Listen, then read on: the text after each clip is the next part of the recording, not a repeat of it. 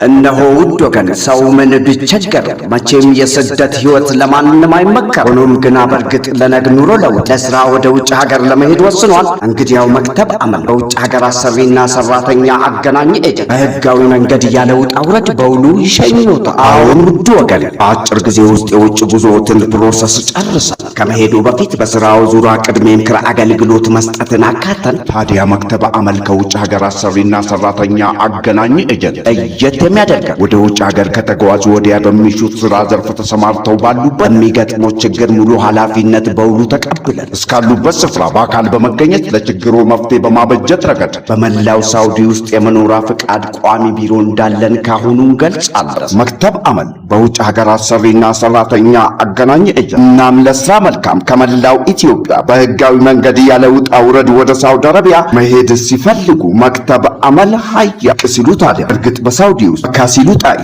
ሪያድ ቢሉ ጅዳ አው በምርጫው ወደሚሹት ዘንዳ የሚሸኙት በውሉ መክተብ አመል በውጭ ሀገር አሰሪና ሰራተኛ አገናኝ ኤጀንት አለን ብቅ ይበሉ።